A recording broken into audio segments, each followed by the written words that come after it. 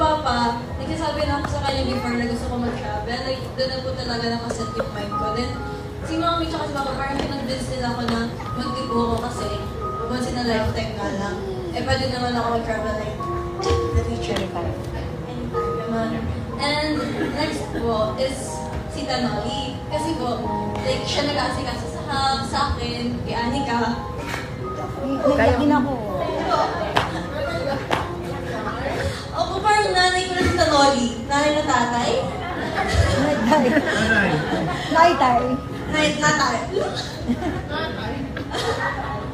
Tapos parang nung photoshoot ko rin po, parang siya yung nag-help kay Mami. Sila nagpatulungan ni Mami, parang takbo sila here, takbo sila there.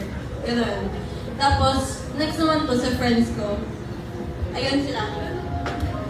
Tapos,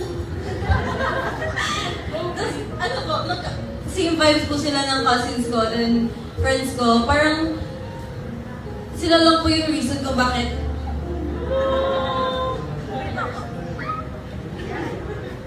Mali nga ni. Thanks, Irene.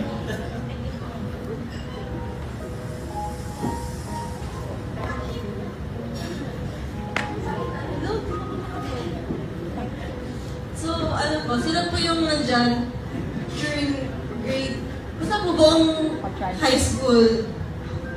And childhood ko yung sa iba dyan. Eh, lalo na po yung cousins ko, yung dalawang yan, kakul ko yan kapag,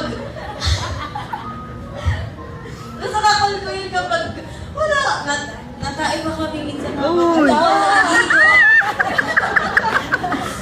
Uy. Basta ayun po, and Hindi mo lang feel. basta po everyone po dito is like a big part of my Anika. life. Si Ninang, yung second mom ko po.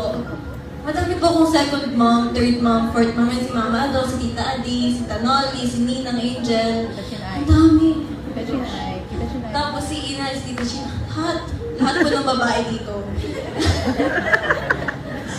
Tapos thank you rin po sa coordinator po, si Ate Irish po, si Ate Elay. This Ate Elay po, tapos si Kuya Jay po, yung host po. Wala. Yung mga nag-message siya. Tapos yung mga nag-message po from other countries. Manila. Sino doon? Dylan? Si Dylan po. Yan, si Dylan doon na. Hindi mo na Dylan. Hindi mo na Dylan. Wait lang, stop! Oh. Basta thank you po, thank you for coming sa debut ko. Kasi once in a lifetime lang, like, everyone po dito parang nakasama ko sa pili po kayong lahat. Love you all. Bye. Thank you po, thank you so much, thank you. I love you all. All right, thank you very